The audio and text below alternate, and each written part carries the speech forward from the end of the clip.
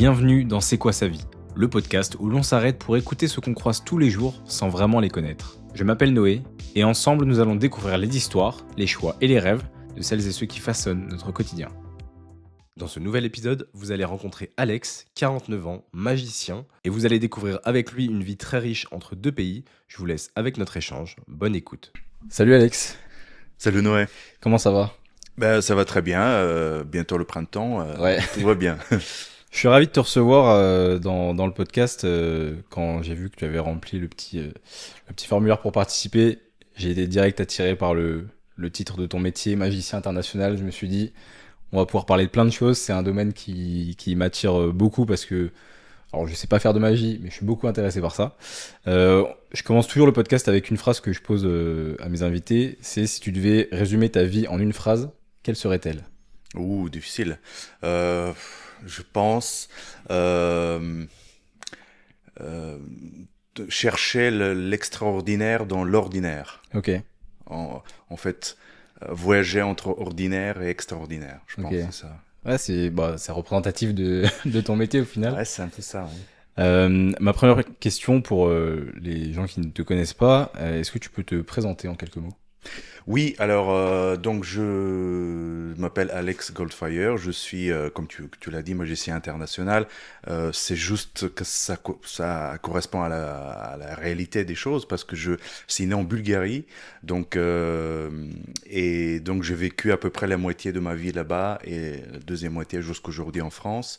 Et donc j'ai commencé mon travail artistique, mes études artistiques là-bas en Bulgarie, et je continue ici. Et maintenant je suis un petit peu entre les deux. Et puis j'ai fait encore quelques contrats dans d'autres pays européens, donc je pense que ça définit vraiment ce que je fais. Voilà. Ouais, pour moi, à partir du moment où tu es déjà dans deux pays, tu es international. Voilà, déjà c'est international, voilà.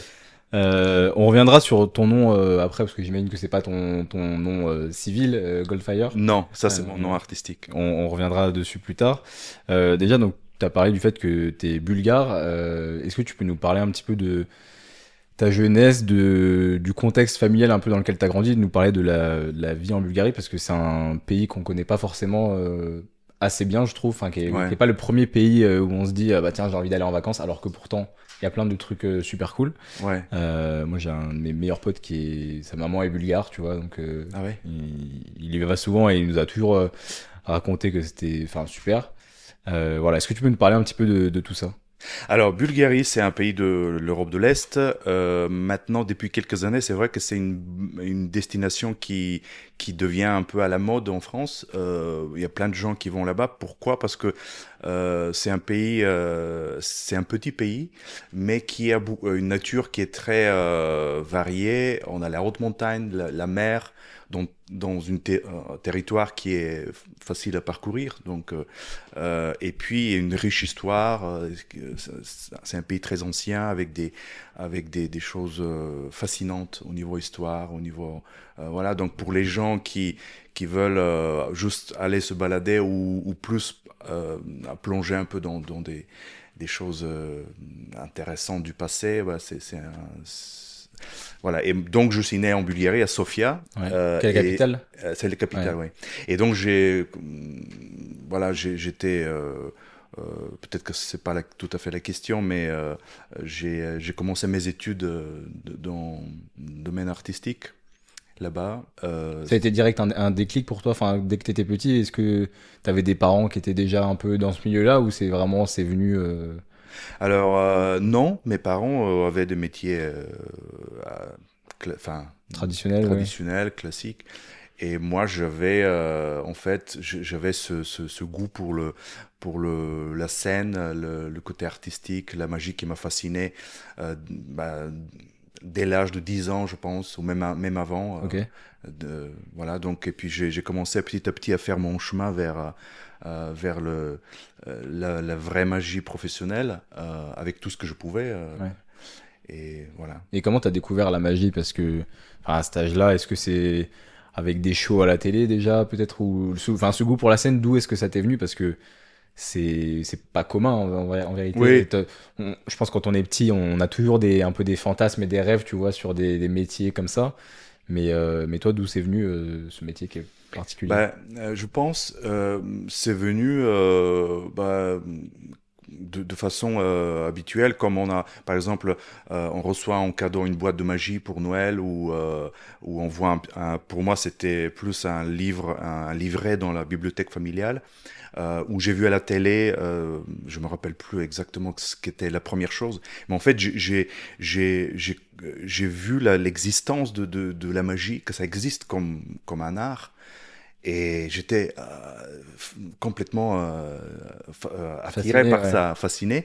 Et en fait, et si on y réfléchit, il y a plein d'enfants qui, à cet âge-là, ils ont envie de devenir magiciens. Hmm. Moi, j'ai enseigné aussi la magie dès l'âge de 19 ans, 20 ans. J'aimais beaucoup enseigner la magie.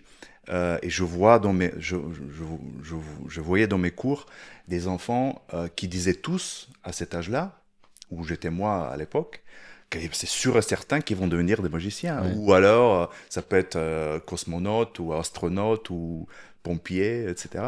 Et en fait, il y a un pourcentage très petit qui réalisent ça, qui vont jusqu'au bout. Ouais. Et moi, c'était justement ça, cette différence, je pense, que il est très très rare que les enfants ils réalisent vraiment ce qu'ils disent que c'est leur rêve à cet âge-là. Ouais, là, c'est vraiment le stade c'est une vocation, quoi. Mais c'est vrai que c'est rare, les gens qui font le métier qu'ils rêvaient de faire quand ils étaient petits, Ouais, quoi. ouais. Donc, je trouve ça super beau. Et quelle place ça a pris pour toi, la magie, même par rapport à l'école? Parce que tu me disais, là, à partir de 10 ans, donc ça veut dire que jusqu'à ce que tu te professionnalises, bah, t'avais l'école à côté, etc. Quelle place est-ce que ça prenait? Est-ce que t'étais quand même bon à l'école, malgré la passion pour la magie, ou est-ce que la magie prenait un peu plus de place, que l'école? Alors, donc très tôt j'ai compris que je veux faire de la magie mon métier. Alors moi je le savais en moi, j'avais une certitude parce que tous les autres métiers étaient comme en noir et blanc quoi. Ouais. Et ça la couleur c'était dans ça. Et j'avais une certitude en moi. Mais c'était juste le début, parce que déjà les parents, c'est un choc quand même Ah pour bah ouais, tous les j'imagine. parents. En plus, surtout à cette époque-là, je pense que maintenant, il y a tellement de métiers qui existent, tu peux tout faire maintenant. Oui, Mais c'est vrai que peut-être qu'avant, c'est c'était... vrai ça. À l'époque, c'était encore plus un peu traditionnel comme ça. Et donc, j'ai commencé à demander à mes parents est-ce que je peux avoir des cours particuliers avec un magicien professionnel. Une fois, ils disaient oui, une fois, ils disaient non. Et donc, après, j'ai commencé à l'école quand j'avais, je sais pas, 16 ans.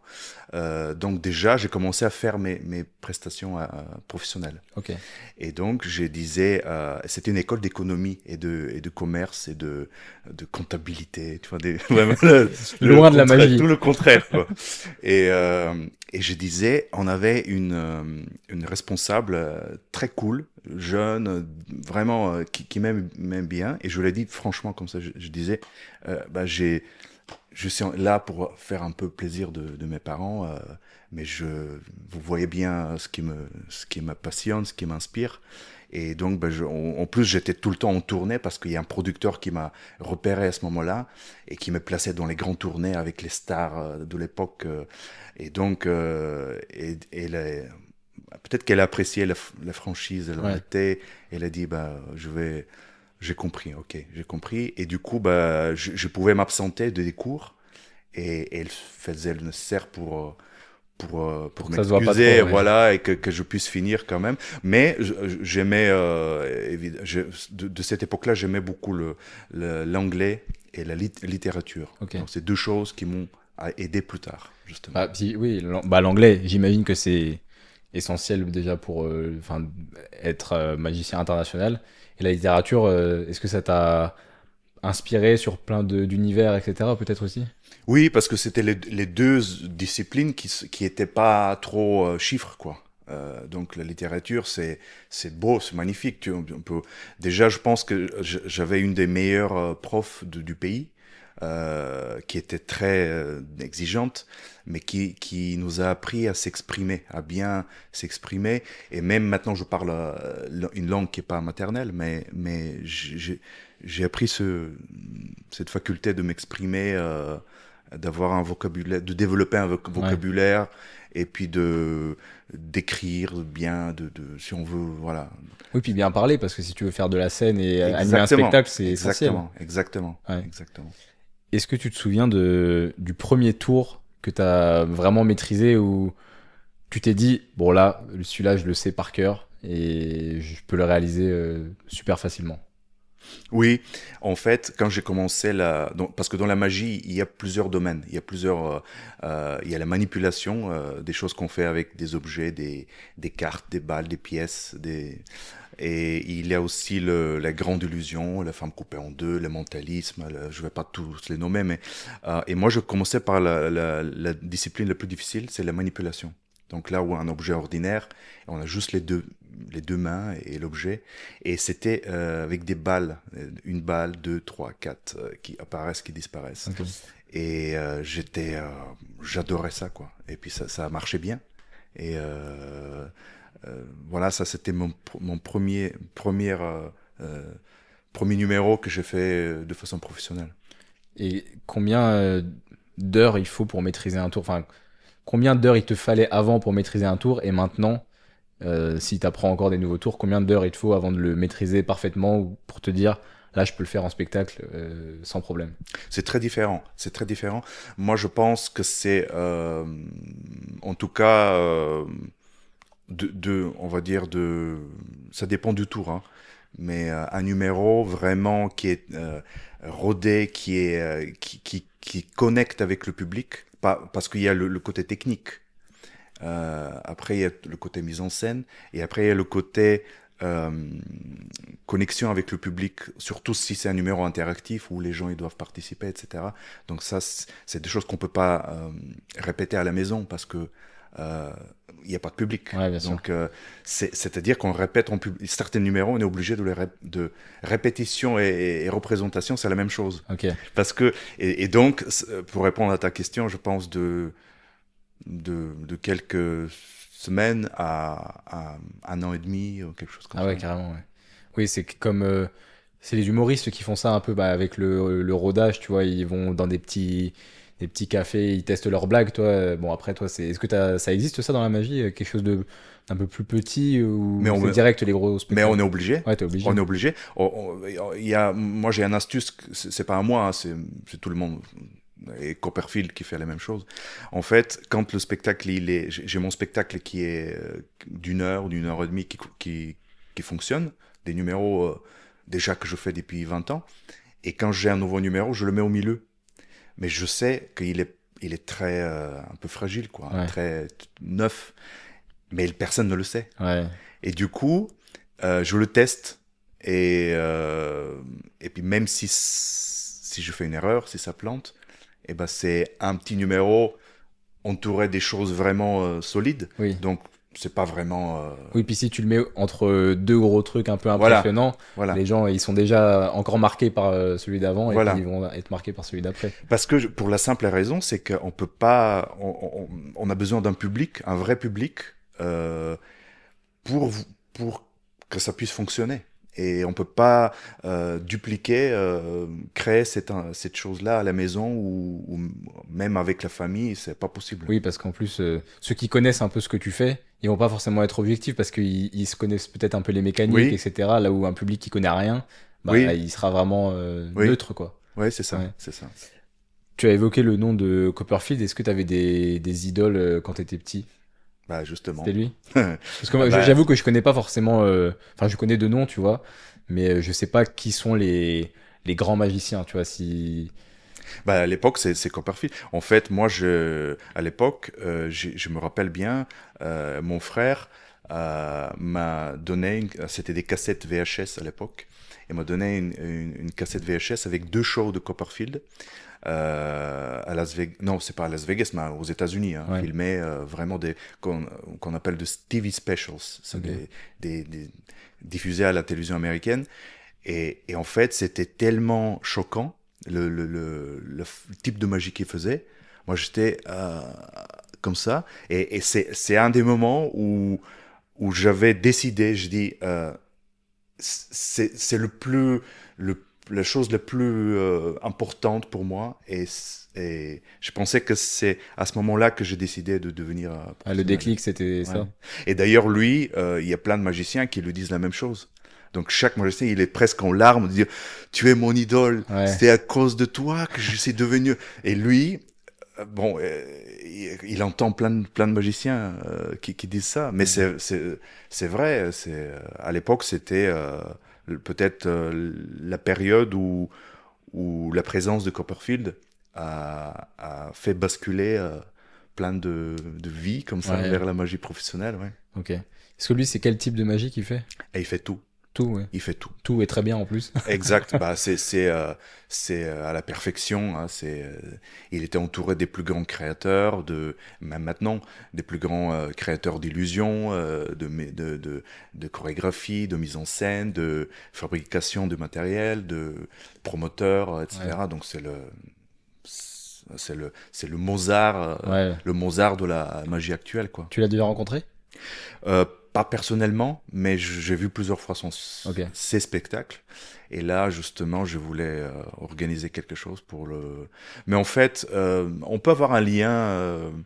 Hmm, Parfois, ça arrive pas, ou il y a des gens qui pensent même que c'est pas nécessaire, parce que euh, on peut apprendre de quelqu'un, le sentir proche, sans Ouais, dire ça me bonjour, connaît. bonjour, Ouais. je m'appelle Alex.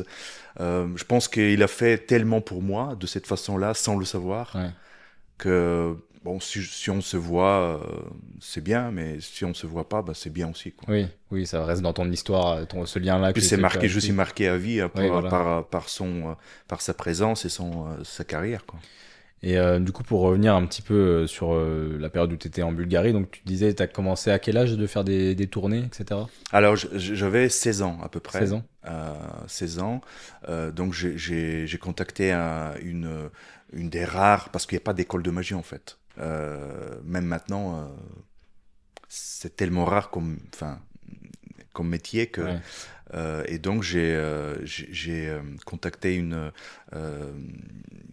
comment on appelle ça, une agence ou une association qui donnait des cours.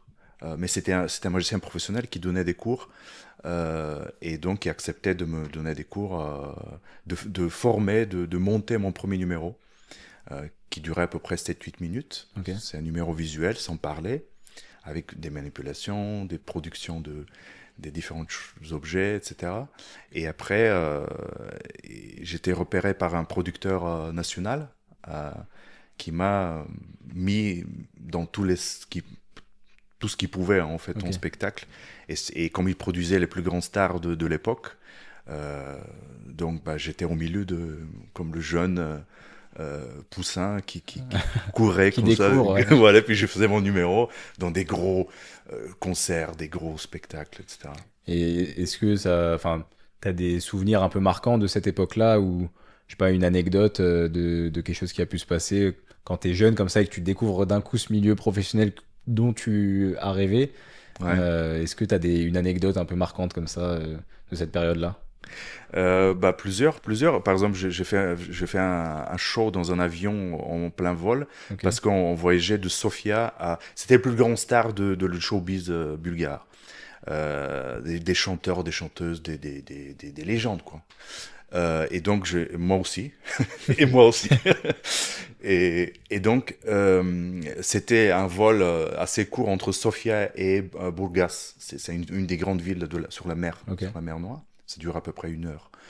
Et donc, bah, ils s'ennuyaient, quoi. Et puis, lui, il me dit, Alex, est-ce que tu peux nous faire quelque chose? Mais en fait, l'avion est bien fait pour ça, parce que quand tu es au milieu, c'est comme une hôtesse de l'air, Ouais. Oui, tout le monde te tout voit. le monde te voit. Ouais. Et il n'y avait pas beaucoup de turbulence, donc Ça te fait une j'ai petite fait scène. Ah oui, oui, j'ai improvisé, j'ai fait un show de 15 minutes, 20 minutes, et voilà. Une autre fois, je vais... il y a une chanteuse la plus légendaire bulgare qui s'appelle Lili Ivanova. Elle a Ok. fait même l'Olympia à Paris, et aujourd'hui, elle a presque 90 ans. Ok. Elle est vraiment plusieurs générations la chanteuse la plus aimée, la plus connue, la plus légendaire de Bulgarie. Et donc, elle remplissait des stades. Et en fait, mon producteur à l'époque, c'était un plateau d'artistes, mais dans un stade. Ok. Et lui, il avait l'habitude de me mettre partout, mais dans les salles. Alors, mon numéro, il n'est pas fait pour un stade, parce que tu vois pas grand-chose. Ouais. Il n'y avait pas d'écran, etc. Et donc, du coup, ben, il a fait l'erreur. Bon, il n'a pas pensé à ça comme ça, mais je me suis retrouvé sur la liste des artistes euh, derrière Lily Ivanova. La pression. Et voilà. Et alors, imagine les fans, tout ça, qui criaient, etc. Et à un moment donné, ils disent, voilà, merci beaucoup, je vous aime. Et elle s'en va. Et sur le stade qui est plein, c'est un stade, quoi, des milliers de personnes. Et moi, j'arrive avec la musique, un numéro théâtral, musique de Vangelis, un peu psychologique, etc. Et je commence, et les fans, ils commençaient à crier, à siffler, Oh. etc. Parce que, euh, parce que c'est pas qu'ils aimaient pas ce que je fais, c'est qu'ils voulaient, Oui, vous ils voulez voulaient revoir. Lily, ils voulaient leur idole qui reste sur la scène, quoi. Et là, t'avais quel âge à cet âge-là? Bah, j'avais 16 ans, je Ah ouais. pense. Ça te forme quand même, hein, Ah bah, c'est c'est des expériences. on te jette dans l'eau, Ouais, dans c'est ça. l'océan, quoi. Mais quelle est la place d'un peu de... Parce que je pense que c'est vraiment différent de la France, de la place du spectacle de manière générale dans les pays de l'Est. Parce que, tu vois, enfin, là c'est peut-être un peu cliché, mais à la télé, quand on regardait à l'époque le plus grand cabaret du monde, des trucs comme ça, ou même La France a un incroyable talent, ces choses-là, quand c'est des numéros un peu... soit magie, soit de la gym, vraiment des arts un peu presque du cirque, tu vois. Mhm, C'est beaucoup souvent des pays de l'Est qui reviennent. c'est vrai. Est-ce qu'il y a vraiment une place dans la culture populaire pour le spectacle qui est très importante? Oui, bah déjà, Pays de l'Est, il y a une grande partie, c'était si tu parles de ces émissions-là, c'est quand même l'école russe, ukrainien de cette partie-là. Il y a aussi le cirque en Bulgarie qui était super bien. Oui, c'est vrai, c'était une école d'Europe de l'Est qui est jusqu'aujourd'hui même, hein, Ouais. qui gagne des bons prix au Monte Carlo. Et puis en magie aussi, on avait mon mentor, le magicien qui m'a formé aussi, c'était un des plus grands magiciens de Bulgarie, euh, qui s'appelait Lepas. Donc c'est voilà, mon prof qui m'a, lui, il était tellement, il a participé dans tous les festivals partout en Europe. Il était décoré par le président de la République. Il avait le show le plus grandiose de l'histoire du pays. Il avait plusieurs semi-remorques, 25-30 personnes de personnel. C'est des spectacles gigantesques, quoi. Tu peux rappeler... Ah oui. C'était sur la culture, l'importance du spectacle dans la culture de Oui, oui, oui. Bulgarie. Et je pense que la magie, elle était très présente à cette époque-là. Et ce qui m'a justement, si je peux continuer euh, la partie professionnelle école, c'est que comme il n'y avait pas d'école de magie, moi la chose qui se rapprochait le plus, c'était l'académie de théâtre. Donc Ok. c'est académie de théâtre et cinéma, c'est comme une université, mais sur les arts du cinéma et théâtre. Et donc j'avais des amis déjà avec qui on s'est retrouvés sur scène, avec qui on faisait des tournées, qui étaient déjà dans l'académie de théâtre. Ok. Et donc moi, tout ce que je voulais, c'est entrer dedans et puis me former dans les arts du théâtre, de comédien, Ouais. acteur, etc. Ouais, de la scène aussi, qui est... Enfin, Oui, ça s'apprend, quoi. parce que j'avais déjà, je devais entrer dans une université. C'était l'âge où je devais prendre cette décision-là. Et évidemment, les parents, ils voulaient que ce soit l'économie, continuer l'économie. Après, il y avait de l'architecture, enfin des choses un peu. Et moi, je voulais l'académie de théâtre. Et en fait, pour la petite histoire, j'ai les dates d'examen en fait commençaient et la date d'examen pour l'académie de théâtre était la plus tardive en fait. Donc je devais candidater dans tous les universités avant. Ouais. Et bien évidemment, si je suis accepté dans l'université d'architecture, ben j'y reste, quoi. Ouais. Et après, si je suis accepté pour l'économie, j'y reste. Et comme ça, ben, en fait, et puis, bon, j'étais pas accepté. J'avais 2 examens qui ont raté. Et le troisième, j'ai pensé que ça va passer. Et en fait, ce que j'ai fait, parce que je sais que un mois plus tard, c'était l'entrée à l'académie de théâtre. Et donc, ce que j'ai fait, c'est que j'ai resté pendant 3 heures, 4 heures. C'était une épreuve écrite.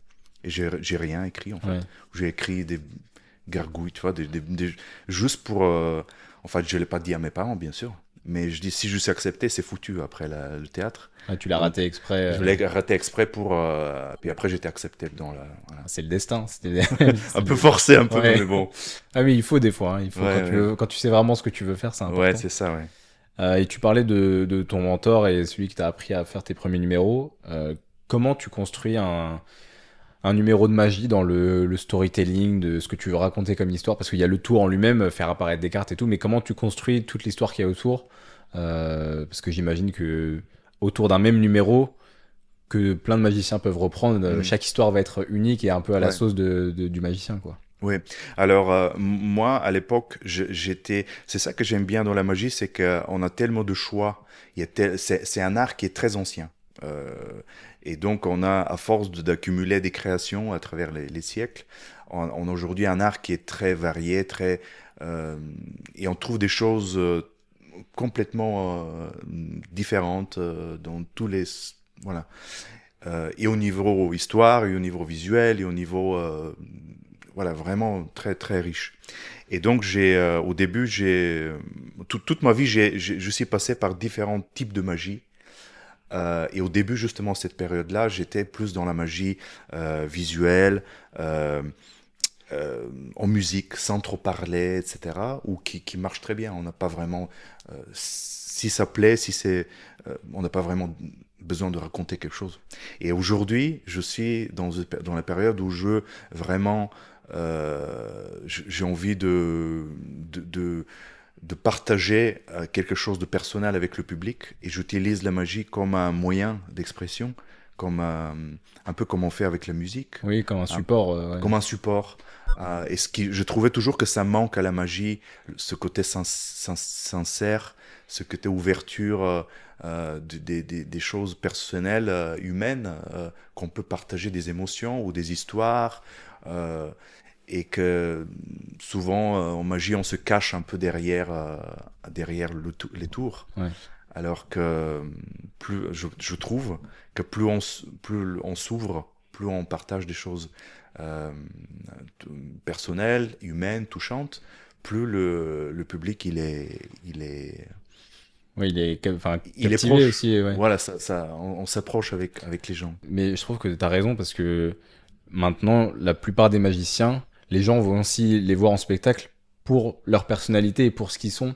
Au-delà il est super fort en magie, voilà. L'exemple qui me vient en tête, c'est Eric Antoine en France.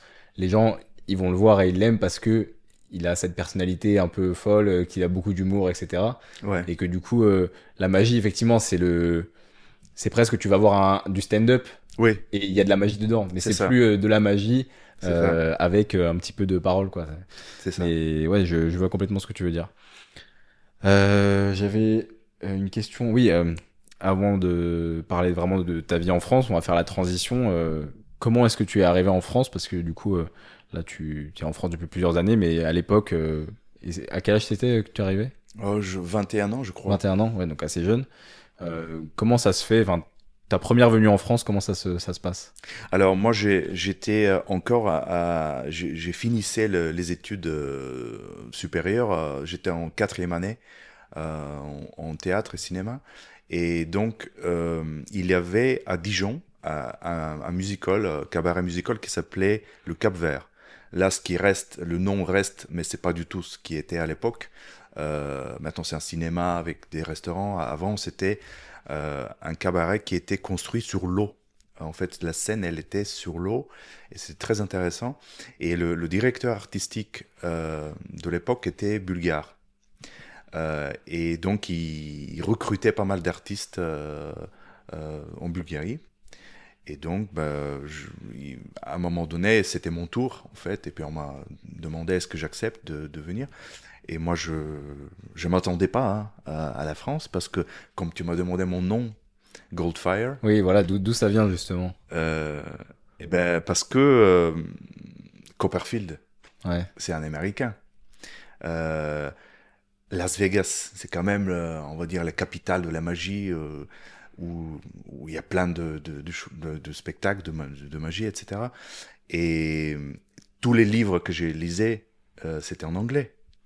Euh, donc, dans ma tête, je voulais partir parce que quand quand on veut se développer et que la Bulgarie c'est bien, mais c'était un peu petit quoi. Ouais. Je voulais vraiment voyager, voir, réaliser plein de rêves, et donc peut-être un peu subconsciemment comme ça, je me projetais plus dans les pays anglophones. Et je dis mon nom, ça va bien, hein. Et là j'arrive, Goldfear. Non, mais c'est bien. Ah, en France, ils disaient Goldfear? Ah bah, bien sûr, Ah oui, tout le ah, temps. purée, oui. Oui, c'est vrai que Euh, bah, maintenant, je pense que les gens diraient Goldfire, mais c'est vrai que peut-être à Ah l'époque. non, non, non, Ah, non, non, encore non, je maintenant? t'assure. Ouais. Oh là là, Je c'est vrai. m'amuse, moi je m'amuse avec ça. Mais 6 fois sur 10, on me dit bonjour, c'est Monsieur Goldfear. Et moi je dis oui, je vais pas commencer Ouais. à corriger tout le monde. Mais après, je l'ai pris comme une blague qui fait partie du spectacle maintenant. Ouais. Je dis bonjour, je m'appelle Alex Goldfire. C'est pas Goldfear, c'est pas Goldfish, c'est pas Goldfinger, c'est pas Goldman, c'est pas. Et donc, euh, non, mais juste pour te dire que c'était une surprise, la France, mais en même temps, euh, un an ou deux avant le moment où je devais partir, j'avais gagné le premier prix en Bulgarie, un prix national de magie, avec un numéro sur le thème, avec le personnage de Comte Cagliostro. Ok. C'était Joseph Balsamo, c'était Cagliostro, c'était un personnage, un magicien, un personnage contradictoire de l'époque de la Révolution, qui était un peu euh, un réel, hein. C'était vraiment un homme qui a vécu, qui était magicien, qui était alchimiste, qui était euh, astrologue, et puis qui était dans la haute société de Paris, qui faisait des séances spirites, et donc il y a des livres de Alexandre Dumas qui s'appellent Joseph Balsamo, etc. Ok, ouais. Et moi j'étais complètement fasciné par ce personnage. Et donc, j'ai créé mon numéro basé sur ce personnage-là et j'ai gagné le premier prix. Ok. Et donc, et il y a aussi le personnage de Robert Houdin, qui était le père, qu'on considère comme le père des magiciens, comme père de la magie moderne, qui est français aussi. Et donc, quand on m'a parlé de la France, j'avais ces deux lampes-là. Donc, Cagliostro, bah, il avait vécu en France. Et, Robert Houdin aussi, il dit, mais c'est magnifique, quoi. C'était comme une promesse de bonnes surprises, et puis un pays où la magie est tellement bien développée Ouais, depuis la France, c'est quand même. Moi, je me rends pas du tout compte, mais c'est quand même un pays où c'est reconnu, ouais. oui, bah, c'est Ok. un des, un des meilleurs pays pour grandir dans la magie, c'est la France, hein. Ok. Oui, donc super opportunité pour toi à l'époque de venir Oui, là. ah, ça m'a surpris un peu parce que je parlais pas un mot de français. Voilà, je pensais jamais que je vais faire ici. Mais dans ma tête aussi, je partais pour 6 mois, pour 10 mois. Un peu plus. Et quelle différence tu as vu entre la culture bulgare et française, autant dans la vie de tous les jours que dans la façon de regarder les spectacles de magie? Est-ce que c'est différent ou est-ce que c'est pareil? Enfin, est-ce qu'un public qui connaît pas trop la magie, ça reste un public qui connaît pas trop la magie, ou est-ce qu'il y a vraiment une différence culturelle entre les deux? Alors, je pense que c'est le public est toujours. S'il y a un bon spectacle de magie, le public il est toujours réceptif, toujours positif. Maintenant. je vois aujourd'hui, mais aussi avec le temps, je vois que le public en France est presque formé, presque habitué d'assister à des spectacles de magie, même du close-up. Ouais. Parce que maintenant, si on parle de l'événementiel, il y a le close-up, je précise, c'est la magie de proximité, en anglais close-up. Et donc, cette forme de magie, fait partie maintenant du protocole des mariages, des cocktails dînatoires, des soirées d'entreprise. Voilà. Et puis les gens, ah oui. Donc, ça c'est le serveur, ça c'est le DJ, ah oui, ça c'est le magicien. Donc, ils s'attendent à te voir, parce que c'est pas la première fois Oui, ils qu'ils sont pas voient, surpris, ouais. voilà. Et c'est pareil pour la télé. Il y a beaucoup de magie à la télé. Donc les gens, ils ont une attitude euh, très mature, très respectueuse, je pense. Et ça facilite beaucoup tout ce qu'on fait, Ouais, tout quoi. ce que tu fais. Tu parlais du fait que tu es arrivé et que tu parlais pas du tout français. Comment est-ce que tu as appris, même pour l'anglais, parce que tu as dû te former à un moment donné, le français étant quand même une langue pas facile à Ah bah ça, apprivoiser. c'est le moins Mais tout qu'on comme, puisse alors dire. moi au lycée, j'ai fait du russe Ah oui? en LV en troisième langue. C'est pas facile non plus le russe. Ouais, Déjà l'alphabet qui n'est pas le même. ouais. Parce que c'est la même langue en Bulgarie. C'est un dérivé Proche. ouais, Ouais, c'est ouais. proche, Au ouais. début, c'était une langue Ouais. qui s'est, voilà. Mais c'est le cyrillique aussi. C'est Ouais, ça. c'est ça. Ouais. Et donc, déjà, quand j'ai vu en 3 ans le peu de bases de russe que j'avais, je me dis comment t'as appris le français après quand t'es dans un environnement où tout est en français, je me dis que c'est peut-être plus facile.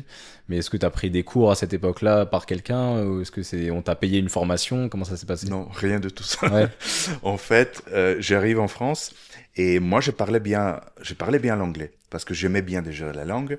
J'ai fait des efforts et puis j'ai acheté là-bas, j'ai acheté des livres. C'était un magicien qui arrêtait un peu et il avait voyagé pas mal dans le monde. Il s'est constitué une bibliothèque de livres de magie.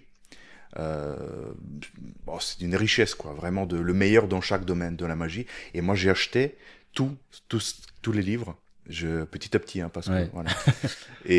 Et donc tout était en anglais, et du coup, bah, j'ai appris la terminologie, etc. Donc j'arrive en France avec un niveau d'anglais qui est assez confortable.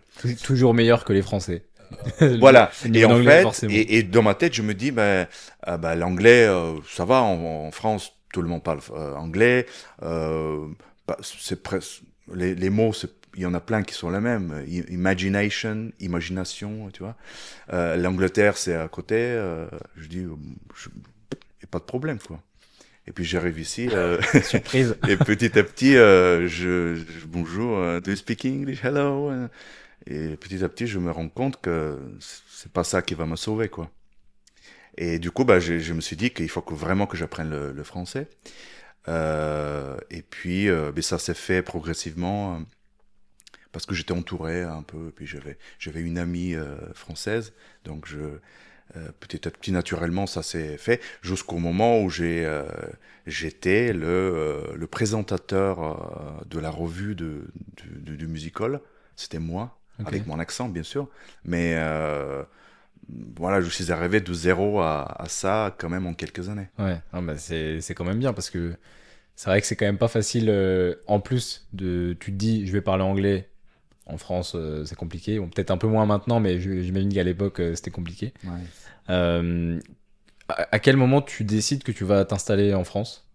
Alors ça s'est fait pareil, ça, on s'est fait avoir avec ça parce que en fait j'ai signé un contrat pour, je crois que c'était 6 mois. Après c'était devenu 9, 18 mois. Et puis 18 mois, c'était le terme. Et en fait, ben, on s'habitue, en fait. On s'habitue. Et puis je dis, tiens, ben, ça va pas me faire du mal si je fais encore 3 mois ou 6 mois. Après, tu as une amie, bah, tu peux pas comme ça couper les choses. Après, je voulais m'acheter une magnifique illusion. Donc j'attends encore, allez, il faut que je travaille encore 2, 3 mois, faut que je fasse mettre des sous de côté. Et donc, on avance, on avance. Et puis après, bah, il y avait du travail. En fait, ce qui, même le patron à l'époque, il m'a disait, pour toi, il y a, pour le magicien euh, en Bourgogne-Franche-Comté en tout cas, il y a de la demande pour, euh, pour de la magie professionnelle, de scène surtout. Et, euh, et puis voilà, après je suis devenu indépendant. Et puis à un moment donné, on s'habitue. C'est-à-dire que c'est comme c'est la gravitation ou l'attirance de la France quand reste proche. Hmm. Mais j'aimais toujours beaucoup la Bulgarie, mais je veux dire, il y a une attirance du pays où on est qui te garde quand même Ouais. avec les habitudes et puis voilà. Et puis du coup, bah, ça s'est prolongé, prolongé, prolongé.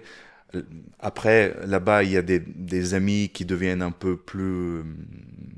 on s'éloigne quoi, quand même un peu. Là, il y a de nouveaux amis qui apparaissent, tu vois. Donc, il y a des nouvelles choses qui se mettent en place. Et puis à un moment donné, t'as t'as pas le choix. Euh, tu te dis en fait que tu as le choix, mais à un moment donné, tu vois que le temps est passé et que par tes habitudes, par tes attirances, par ta vie, bah, il y a des racines qui ont poussé Ouais. là et c'est pas si facile Ouais, de de tout couper bouger, d'un coup, de ouais. couper, de retourner. Et du coup, bah, on est partout et nulle part. Comme disait, je crois, UNESCO, qui disait que, parce que lui aussi, c'était je crois, hein, un immigré. En fait, on devient un immigré sans le vouloir. Ouais. Moi, j'ai jamais, parce qu'il y a des gens, ils ont des rêves d'immigrés, quoi. Allez, je vais aller trouver un pays euh, plus riche ou en paix, je sais pas, pour créer ma famille, pas du tout. Moi, j'avais une nature un peu bohème, quoi. Tu sais, je voulais essayer de nouvelles choses, de nouvelles illusions, évoluer, etc. Je me prenais pas la tête avec des questions comme ça. Ouais. Et ben, du coup, bah, peu importe, on devient un immigré, même si on n'a pas cette ambition-là. Ouais. Et du coup, oui, il disait que on est comme un douanier. On est comme un douanier. On a un pied ici, un pied là-bas, et on, on n'appartient à aucun pays. Ou alors, si on voit positivement, ben on est, on est partout, quoi. Ouais. Voilà. Oui, parce que d'un côté, en Bulgarie, maintenant, tu es celui qui est parti en France, et en France, tu es celui qui est venu de Bulgarie. C'est un peu Parfait, c'est ce ça. que j'ai Ouais. dit. C'est ce que j'ai dit dans une interview. J'ai dit, en France, je serai jamais un Français, Ouais. et en Bulgarie, je ne suis plus un Bulgare. Ouais. Tu vois? Et en fait, ça, c'est le côté négatif. Mais le verre vide, à moitié vide, il est à moitié plein en même temps. Donc ça dépend Bien sûr. ce qu'on voit.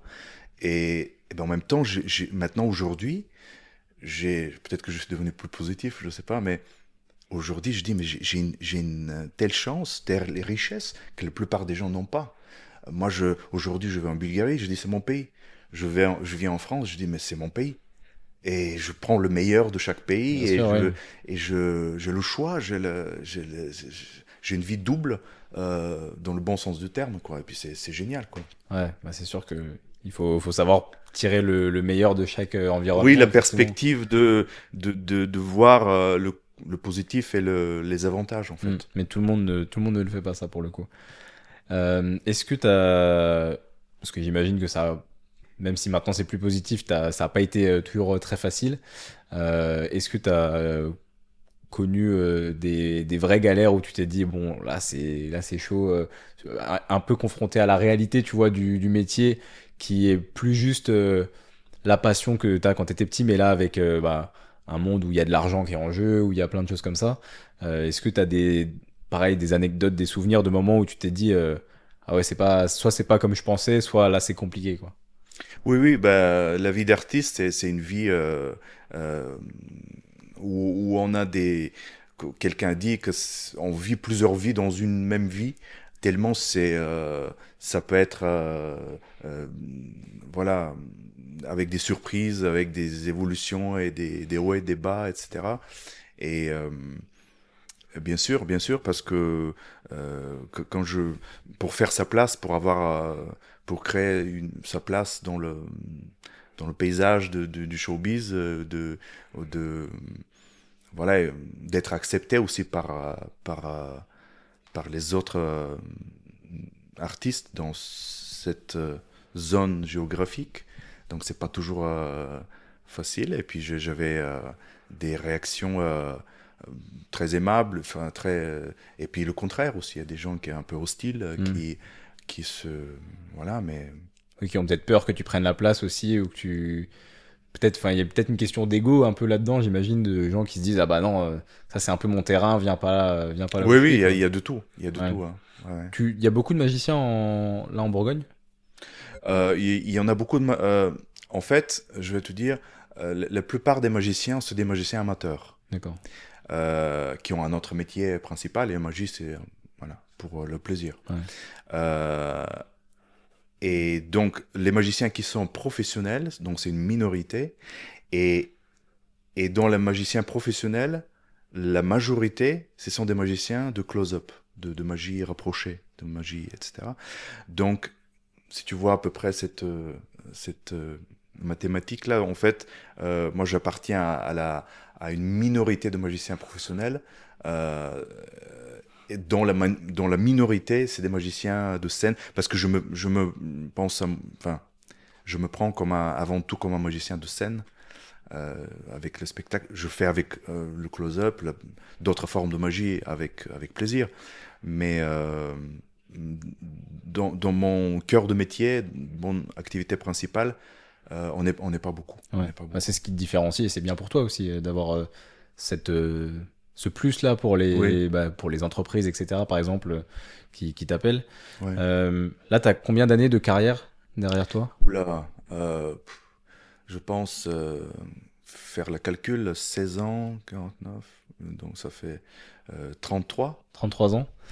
Ouais. Est-ce que tu arriverais à me dresser peut-être trois moments marquants dans le positif cette fois de ta carrière, ou pareil, encore une fois, des anecdotes ou des souvenirs où tu te dis, ça, c'était un jour spécial, quoi. Ouais. Euh, alors, ouais, c'est difficile parce qu'il y en a plein. Je pense que des moments où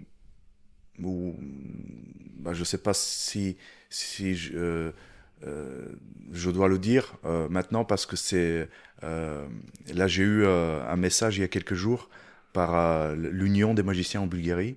Donc c'est l'union nationale de tous la société magique de Bulgarie qui m'ont dit que ça va être officiellement annoncé ce soir Ok, lors d'un grand spectacle. ok, Ce super. soir, voilà. Donc on peut pas être plus dans Ouais, dans l'actualité, quoi. l'actualité.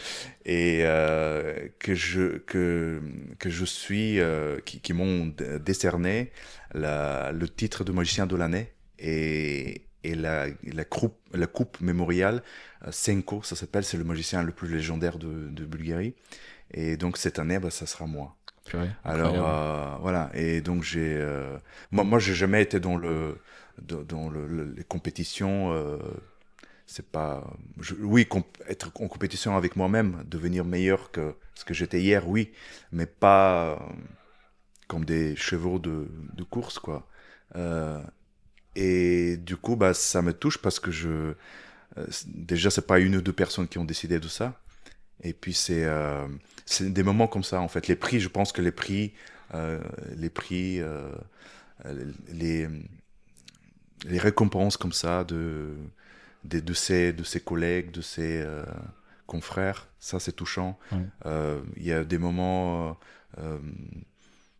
oui, des voyages, il y a- voilà, c'est la fête, quoi. Moi j'aime beaucoup ce que je fais, donc pour moi, euh, j'aime beaucoup les voyages, les déplacements. Ouais, t'as trop de souvenirs Ouais, vraiment bien. Et justement, quand on a préparé le podcast, tu m'as dit, j'ai la chance d'être toujours aussi passionné par ce que je fais. Euh, Comment on fait pour garder la passion de ce qu'on fait dans ton métier Alors, je pense que là pour toi c'est la magie, mais ça peut être pour plein d'autres personnes aussi. Tu vois, je sais pas si tu as des conseils ou des choses, tu vois, pour toujours un peu évoluer et toujours regarder le feu intérieur de quand tu as quelque chose qui te passionne, de poursuivre ça et pas l'abandonner, quoi. Oui, ben justement, je pense que moi, je suis passé par des hauts et des bas dans la motivation euh, personnelle, parce que 30 ans, tu vois, c'est pas 3 ans, hein. J'avais des moments où j'étais vraiment, euh, voilà, j'étais pas, j'avais comme si le feu intérieur était un peu affaibli, quoi. Je parle du feu professionnel, Ouais, de la passion qu'on a au début. Pour plusieurs raisons. Ça peut être la routine, ça peut être euh, l'idéalisation que tu peux pas arriver aussi rapidement à ce que tu voulais. Donc, voilà, je pense que c'est très bien d'être réaliste, d'avoir des rêves, mais d'être réaliste. Avoir des rêves qui sont réalisables. Euh, Donc ça te tire vers l'avant, mais en même temps ça te décourage pas parce que c'est possible quoi. Et tu avances quand même, ouais, tu vois. Euh, et je pense aussi euh, cette attitude que j'ai aujourd'hui de communiquer avec le public, euh, pour moi, ça a beaucoup changé. Ça fait depuis quelques années où quand j'ai un spectacle, c'est comme un rendez-vous. Euh, on va aller se promener, on va aller boire un café, on va aller discuter, échanger des vraies choses. Et en fait, cette rencontre que j'ai avec le public, ou jouer ensemble, euh, bah, c'est pas, je vais aller faire une démonstration de ce que je sais faire mieux que d'autres. Ça, c'est pas intéressant. Mais vraiment, une rencontre humaine avec le public, chaque fois c'est nouveau, chaque fois c'est inspirant. Euh, et puis après le spectacle aussi, parce que on me pose des questions, et puis moi aussi je veux savoir certaines choses sur. On discute aussi avec les gens qui ont participé, et je pense que le public ça aide. Le public, même dans ton domaine, hein, ouais, tu t'adresses aussi au même public, hein. bien sûr, ouais. Donc quand tu vois que mm, ça, c'est utile ce que tu fais et que les gens ils te font un retour et c'est une communion avec le Ouais, le public partage, c'est important, et ouais. tu dis bah le soir tu te dis bah tu vois ça vaut la peine quoi, tu Ouais, vois, c'est ça. je vois ce que tu veux dire. Et du coup, aujourd'hui, quels sont principalement tes clients avec qui tu bosses? Alors moi j'ai deux piliers de mon activité, c'est les spectacles publics où je fais on fait dans le théâtre, je fais parce que j'ai une petite équipe dans le théâtre qui sont à billetterie hein, pour tout le monde. Et puis le côté événementiel qui est pour les clients professionnels, donc souvent c'est des entreprises, les municipalités, parfois les particuliers, les mariages, voilà, donc c'est très large, Ouais. très large. Et alors ça, je sais pas si tu veux y répondre, mais sur l'aspect financier, je me posais la question, comment tu structures la direction que tu veux prendre pour bien gagner ta vie, tu vois, parce que je sais, enfin, on sait que les artistes, c'est pas toujours facile d'être toujours stable.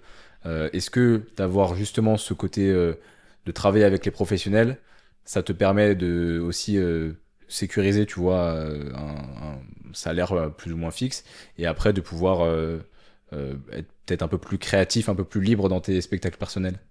Oui, oui. Ben, je pense que dans le côté événementiel, ce qui fait la différence, c'est la fréquence des prestations.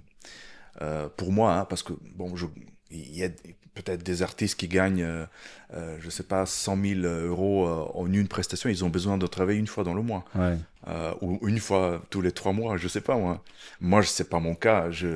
J'essaye de proposer des prix qui sont valorisants pour ce que je fais et qui sont accessibles pour les clients. Mais ce qui peut faire vraiment la différence, c'est euh, voilà, la fréquence. Et justement, c'est ce qui marche, qui m'aide beaucoup aujourd'hui, donc dans le côté que tu dis financier et business, c'est de fidéliser les clients. C'est-à-dire j'ai des clients qui travaillent avec moi depuis des années. Et ils ont même pas à se poser la question, mais j'ai besoin d'un magicien. Voilà, il Oui, connaît mon c'est numéro. fluide, ouais. Voilà, donc on a une relation qui est, mais il faut la faire quoi. Il faut être sérieux, il faut être honnête, il faut être sympa. Enfin, aussi humainement, il faut que ça passe bien. Ouais. Et puis voilà, donc une grande partie de de ma stabilité euh, aujourd'hui, euh, je la dois aux clients fidèles que j'ai depuis des années. Ouais. Ouais, une vraie relation de confiance. Et puis, j'imagine que même pour eux, enfin, en fait, si tu es capable de proposer à chaque fois des tours différents, c'est pas la personne, c'est important, mais encore plus s'ils ont confiance en toi, j'imagine. Ouais, ouais. Et du coup, là, quand tu prépares des shows, alors que ce soit ton propre show ou quand tu vas en entreprise, comment tu construis ces spectacles-là? Comment tu choisis tes numéros? Parce que enfin, je sais pas combien tu connais de tours, mais Ouais. comment tu te dis, ah bah, tiens, pour ça, je vais faire celui-là et pas celui-là, celui-ci et pas celui-ci. Comment tu choisis? Ouais. Alors moi, tu te doutes que depuis le temps que je fais ça, j'ai un répertoire qui est très large.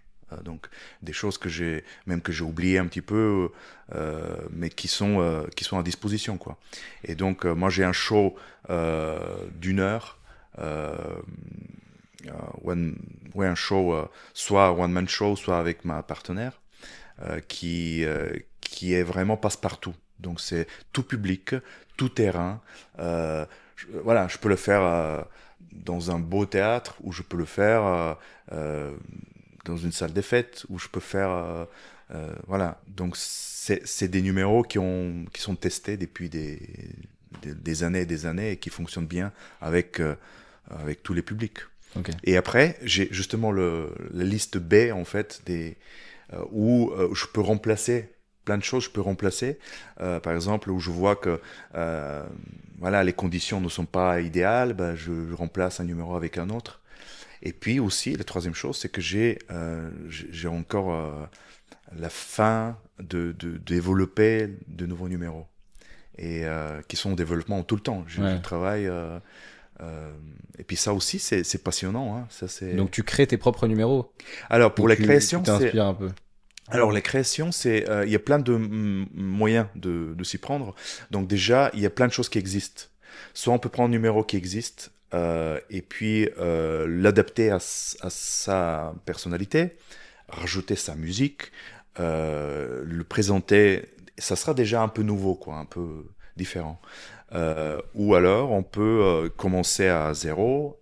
Et puis, moi, je pense que je suis plus dans ma force, je pense, peut-être, j'ai pas raison, mais je pense que c'est plus dans l'interprétation et dans l'adaptation des numéros, parce qu'il y a des magiciens qui sont vraiment doués pour créer quelque chose Ouais. qui n'a jamais existé. Bah, ça se voit beaucoup, notamment avec les téléphones, etc. Tu vois, maintenant, ils font des prédictions sur des applications, des choses que tu n'as jamais vues avant et qui utilisent ce qu'on utilise tous les jours pour créer des nouvelles choses, Oui, quoi. oui. Donc voilà, après, de toute façon, le résultat final est le même. Il faut que le public soit euh, touché, impressionné euh, et satisfait, Ouais. peu importe. Euh, et puis souvent, bah, il y a des choses classiques, mais qui sont classiques pour, pas pour rien, quoi. C'est parce que ils ont traversé les époques, c'est des créations sublimes. Donc parfois, c'est comme la musique, hein, il y a des chansons qui sont là depuis des décennies, mais quand tu veux l'écouter quand même, Hmm. ça te fait plaisir, Ouais. même si tu la connais, même si... donc dans mon spectacle, c'est un mélange des deux en fait, des choses un peu plus modernes, contemporaines, originales, et puis des classiques un peu adaptés. Ok. Et est-ce que tu as un tour, c'est presque ton préféré, celui dont tu peux pas te passer, que tu peux faire un peu tout le temps, ou que tu aimes bien faire depuis des années? Est-ce que tu as un tour comme ça qui te vient en tête, ton favori Ah ben, un on peu? peut faire quelque chose. On en fait un? Alors attendez, on va essayer Ah mais de... je pense que ça va aller. Ouais, ça va le faire? Ouais, ouais. En fait, donc ça c'est un test de l'intuition. Ok. Donc, j'ai trouvé un moyen de tester l'intuition de quelqu'un. Est-ce que tu joues au loto? Très peu. Très peu. Pourquoi? Parce que je gagne pas. Eh ben justement, tu sais, est-ce que tu te rends compte, il y a des gens qui sont capables de trouver les numéros gagnants parmi tant de combinaisons Ouais, et ils gagnent des millions. C'est incroyable ça quand même. ouais, c'est vrai. Donc ça veut dire qu'ils ont une faculté, quelque chose que les autres ont moins. Et justement, j'ai trouvé un moyen pour tester l'intuition de quelqu'un avec un simple jeu de cartes. Alors là, désolé pour ceux qui écoutent le podcast et qui n'ont pas l'image, mais vous pouvez aller voir l'image sur YouTube C'est très et vous simple. verrez. 50 cartes différentes, Rien que ça, tu vois, rien que le mouvement comme bien ça, mélangées. bien fluide, bien beau, ça m'impressionne. Alors, en fait, ce que je vais faire, c'est que je vais faire défiler les cartes comme ça, une à une, doucement, et je vais te demander juste de toucher n'importe quelle carte, celle que tu veux. Ok. Ok? Donc, je vais me tourner, j'espère que ça se voit pas, que ça se voit. Je vais aller doucement.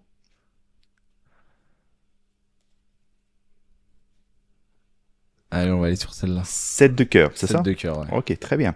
Maintenant, tu as le choix, soit de garder la 7 de cœur, soit de la changer. Alors, qu'est-ce que Non, je vais la garder. tu veux la garder? Ouais, Alors, c'est quand même incroyable, parce que tu vas te rappeler que tu pouvais la changer, hein. Mais tu veux les garder. je vais la C'est ton garder. choix. Oui. Ok. C'est quand même incroyable parce que la 7 de cœur, elle est la seule carte dans le jeu, vraiment la seule, qui était marquée avec un X. Vraiment la seule. Vraiment la seule. Et en plus, le X, elle est bien imprimée, tu peux toucher. Là, c'est le moment où ça commence à m'énerver parce que, ouais, bah oui, oui, c'est du feu, c'est bien fait. Voilà. Donc, je te conseille, tu peux jouer de temps en temps. Si tu gagnes, Mais tu vas te on est rappeler quel de jour moi. là Ah, c'est le vendredi, non, le loto Allez. Demain, je joue. Purée, mais ça, tu vois, c'est. Moi, j'adore. Je peux regarder des. Et j'avais une époque où je regardais un peu des tutos sur YouTube, etc., de cartes, un peu de manipulation, tu vois, des trucs tout bêtes, mais ça c'est le niveau déjà qui est bien au-dessus. Quand tu apprends tes numéros et tout ça, est-ce que c'est quoi? C'est un cahier où tu notes toutes les étapes pour faire? Est-ce que tu t'enregistres pour les répéter et te répéter les manipulations doucement pour les faire après plus vite? Comment tu procèdes? Oui, bah en fait, euh, maintenant l'expérience, ça aide, mais l'idéal, c'est de se filmer et de s'analyser, au début de travailler devant un miroir. Et donc, bah, si ça marche, si ça fonctionne, l'illusion, si ça fonctionne sur moi, ça va fonctionner aussi sur les gens. Et puis après, bah, pareil, le côté storytelling, le côté connexion avec le public, c'est en condition réelle de spectacle qu'on peut le travailler. Ouais. Eh ben écoute, je pense qu'on a fait le tour de toutes les questions que j'avais, en tout cas, de quelqu'un qui ne te connaît pas et qui est assez intrigué par la magie. Merci d'avoir pris le temps de venir raconter ta vie, ton histoire à tout le monde. Et puis j'espère que ça pourra peut-être inspirer des gens qui veulent se lancer peut-être dans quelque chose. Si c'est pas la magie, au moins quelque chose. Toi, tu me disais que la chance que tu as eue, c'est aussi que bah, même si tes parents t'orientaient vers quelque chose, ils t'ont quand même laissé faire ce que tu voulais. Oui, c'est ça. Ça, c'est peut-être le meilleur conseil à donner, non, pour des parents quand ton enfant veut un truc en tête, c'est de pas le brider et d'aller le laisser aller vers ce qu'il veut, non? Oui, et puis d'être tolérant, bien sûr, mais aussi cette petite résistance des parents, parce que elle existe toujours. C'est le, comment dire, ça prouve que la passion de l'enfant, elle est véridique, elle est vraie.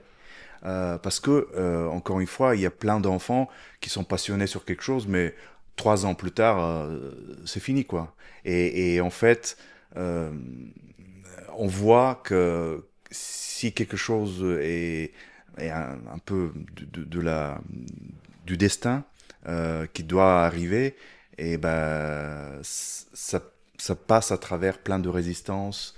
Mais évidemment, les parents, c'est super d'avoir une idée des métiers des enfants, mais il faut laisser, parce que je pense, c'est ma conviction, c'est que chacun vient sur la Terre avec un potentiel, une mission. Et je pense que le choix du métier n'est pas par hasard et qu'il faut juste pouvoir arriver à faire sortir cette mission, ce potentiel de l'enfant. Et ça sera, après tout le monde va gagner, hein, parce que je peux te dire que mes parents sont fiers de moi aujourd'hui. Moi, j'aime beaucoup ce que je fais. Et les gens, ils aiment, apparemment, ils aiment bien ce que je fais. Donc, en fin de compte, tout le monde est content. Ouais. Ah, c'est le plus important. Est-ce que tu as un petit dernier tour par hasard de cartes avant qu'on arrête? Yes. Parce que j'ai vu qu'il y avait 2 jeux, donc je me dis peut-être qu'il y en a un où le feutre est marqué sur une autre carte. Là, non, là, il n'y a pas de X sur les dos. En fait, ici, j'ai 52 cartes. Bien mélangées. Tu as compté 52? J'ai compté, ouais. Ok, super. Donc, est-ce que je peux te demander juste de prendre une carte, celle que tu veux? Tu as vraiment beaucoup de choix. J'ai les doigts qui glissent, mais... Ok, Donc, parfait. faut que je la montre à la caméra? Bien sûr. Hop. On va la mettre quelque part au milieu. Après là, ok. En fait, j'ai oublié de te dire que ça, c'est le tour le plus difficile du monde. Difficile, pourquoi? Parce que nous allons commencer à compliquer les choses. On va mélanger comme à Las Vegas. Encore une fois. Ok. Alors maintenant, ta carte est quelque part dans le jeu, je ne sais pas où exactement, mais pour faire les choses plus compliquées, parce que c'est le tour le plus difficile du monde, nous allons mettre les cartes dans l'étui. Comme ça, on ne pourra plus manipuler, n'est-ce pas? Je sens que ça va m'énerver. Ok. Alors maintenant, je vais te demander quelle est ta couleur préférée, s'il te plaît. Le vert. Le vert, c'est vrai? Je pense, ouais. Incroyable. Parce que j'ai apporté ici un foulard rouge. Tout le monde rit à ce moment-là. Est-ce que tu peux vérifier le foulard? Ouais. Oui, c'est un foulard... Regarde s'il n'y a pas des ouvertures. foulard rouge. Ou des choses bizarres, Non, je pense qu'on des assistants cachés, des petits nains. Ou alors, ouais, ils tiennent bien dans la poche. Parfait. Donc, tu ne seras pas vexé si on le fasse avec le rouge, non? Non, ça va. Très bien. Alors maintenant... Je suis daltonien, je le vois vert, c'est bon. C'est vrai? Ouais, ok. Alors maintenant, dernière complication. Ce que je vais faire, c'est que je vais envelopper le jeu dans l'étui et dans le foulard. Ok? De cette façon-là. Et je vais essayer de lire dans tes pensées. Ou carrément de faire... Je vais essayer de lire dans tes pensées. Pense à ta carte. À la carte. Ok. Je pense que c'est... Les cartes sont rouges et noires. Alors je pense que c'est une carte noire. Oui? Tu as le droit de dire. Hein? C'est une carte noire, oui. Ok, les noirs sont trèfle ou pique. Je pense que c'est une... Je vois quelque chose de pointu. Je pense que c'est plutôt une pique. C'est une pique, c'est ça? Ouais. Donc les piques, il y a les cartes chiffres et des cartes à figure, à tête. Donc je pense que c'est une carte chiffre. Ok? Les chiffres sont pairs ou impaires. Alors, je pense que c'est un chiffre impair. C'est ça? Ouais. Donc pique, impair. C'est pas une petite carte. 1, 2, 3, 4, 5. Je pense que c'est dans le 5, 7, 9. 5, 7, 9 de pique. Et je vais aller pour le 7 de pique. C'est 7 de pique. Ouais. Tu n'as pas l'air impressionné. Hein? Pour l'instant, je me dis qu'il y a quelque chose. C'est vrai? Ok. Quand le public n'est pas impressionné, on va pousser l'expérience encore plus loin.